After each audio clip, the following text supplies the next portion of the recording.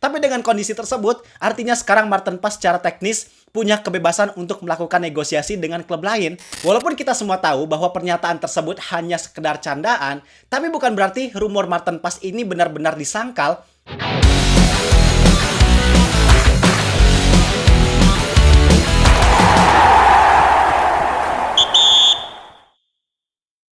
Jadi baru-baru ini gue sangat sering lihat berita tentang salah satu pemain timnas Indonesia yang pemain ini udah punya banyak pengalaman menghadapi para penyerang kelas dunia. Bahkan salah satu pemain terbaik yang pernah dihadapi adalah nama besar sekelas Lionel Messi. Dan dia sekarang main di Major League Soccer atau Liga Amerika Serikat bersama FC Dallas, yang beritanya bahwa pemain ini dirumorkan bakal jadi salah satu amunisi tambahan untuk memperkuat salah satu klub besar Indonesia, yaitu Persib Bandung di Liga maupun di Asia. Siapa tahu yang digosipin Joy Pelopesi yang datang Martin Paes, kan kita nggak tahu. Loh ya kan kita nggak tahu. Yap, Martin Paes, nama yang udah familiar di kalangan pecinta sepak bola Indonesia. Kabarnya pemain ini sedang didekati oleh Persib Bandung karena ambisi mereka yang ingin memperkuat kedalaman skuad mereka demi mencapai tujuan yang lebih tinggi, yaitu bisa berprestasi di kompetisi AFC Champions League tuh. Tapi tentunya yang menjadi pertanyaan besar banyak orang, apakah rumor ini mungkin untuk terjadi? Kalau mungkin, memangnya apa faktor yang bikin Persib mampu datangkan Martin Paes? Dan seberapa butuh mereka dengan kiper yang pernah duel dengan Lionel Messi ini? Semuanya kita bahas di sini. Gue bahas ini supaya bisa ngasih pengetahuan ke kita semua bahwa ini loh kondisi dan situasi tentang kemungkinan Persib untuk datangkan Martin Paes. Kalau gitu, bareng gue Zidan Fatoni, langsung aja kita bahas biar gak gitu-gitu doang. Tahu sepak bola.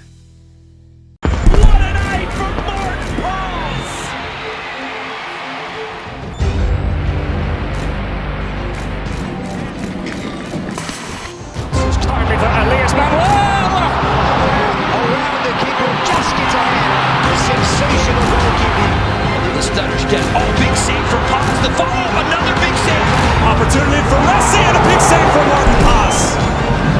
Messi whips it in, all good for Paes.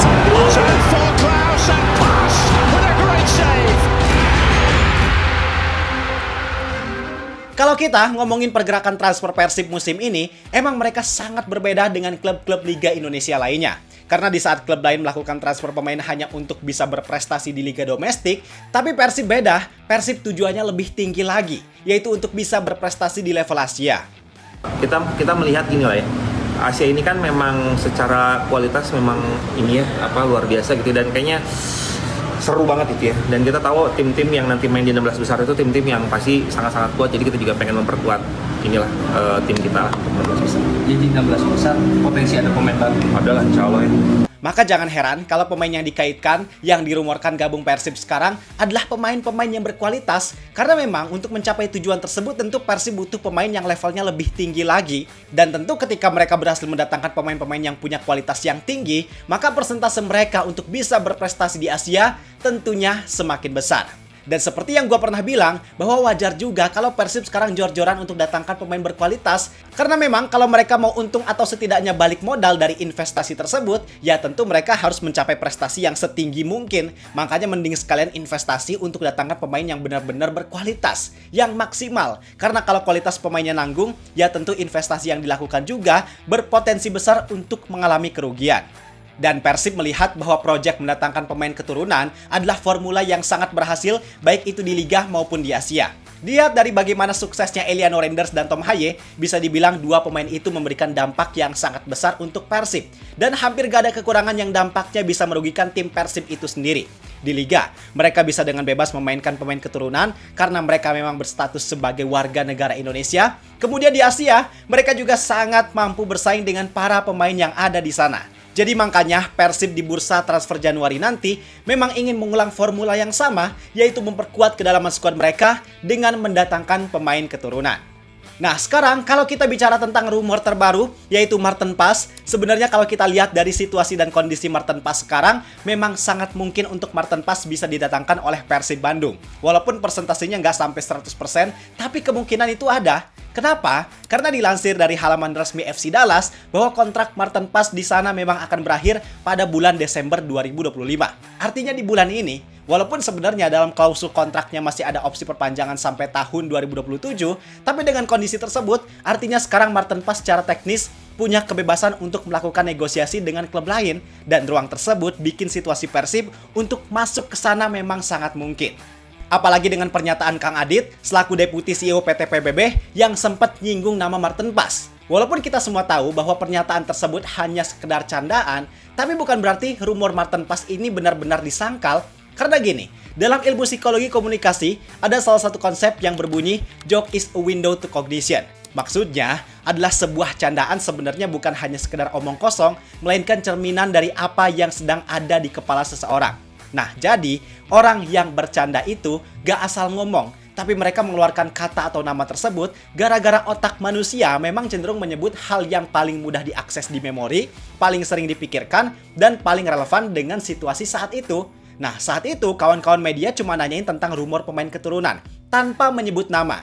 Dan dengan nama Maarten Paes sebagai nama yang dijadikan bahan candaan oleh Pak Adit, maka kemungkinan logisnya adalah nama Maarten Paes itu minimal pernah dibahas, pernah masuk diskusi, pernah jadi opsi, dan yang paling ekstrimnya adalah nama Maarten Paes memang bisa jadi menjadi nama yang sedang diusahakan.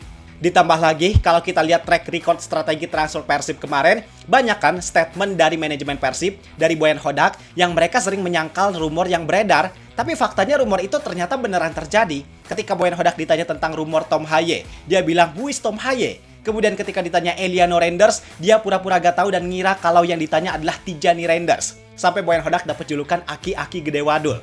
Ya itu memang wajar, bagian dari strategi komunikasi. Memang gak akan mungkin manajemen ataupun pelatih secara terang-terangan jawab jujur apa adanya sebelum kabar tersebut memang secara ofisial diumumkan.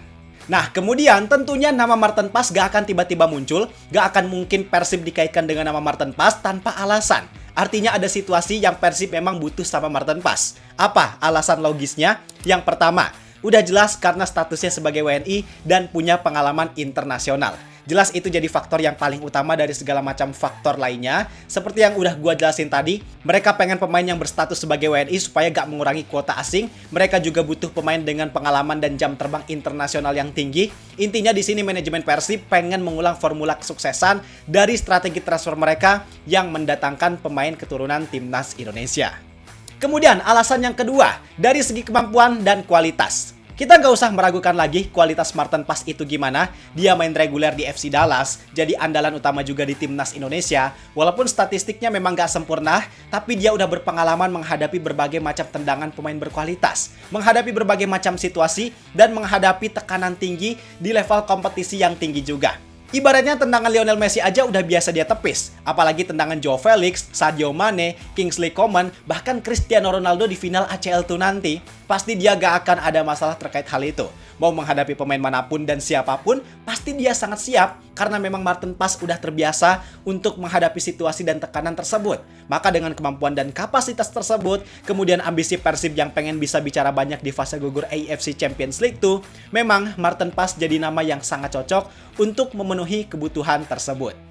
Kemudian alasan yang ketiga adalah situasi kebutuhan kiper Persib.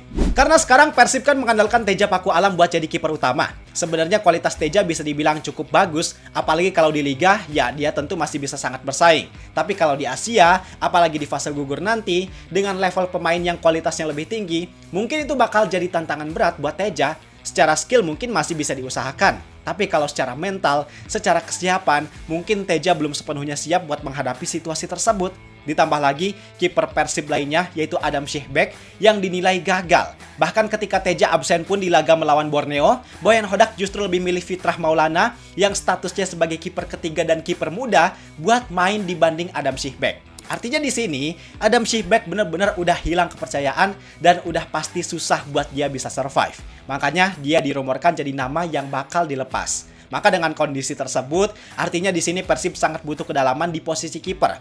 Gak bisa kalau hanya mengandalkan Teja apalagi Fitrah untuk kompetisi Asia, maka dengan kedatangan Maarten Paes, tentu itu bisa jadi solusi untuk menghadapi level permainan yang lebih tinggi di fase gugur ACL tuh, dan juga untuk memperkuat kedalaman posisi penjaga gawang skuad Maung Bandung.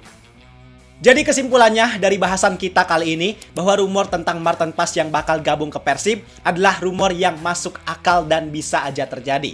Melihat dari berbagai macam kemungkinan dan kebutuhan Persib kepada Maarten Paes, walaupun awalnya dirasa rumor ini menjadi rumor yang mustahil, tapi situasi dan kondisinya memang mendukung untuk rumor ini ada potensi buat bisa terwujud. Dan sekarang pendapat kalian gimana? Kalian yakin nggak kalau Maarten Paes bisa gabung ke Persib? Dan jika nantinya memang benar terwujud, apakah kalian setuju dengan transfer ini? Yuk kita diskusi di kolom komentar.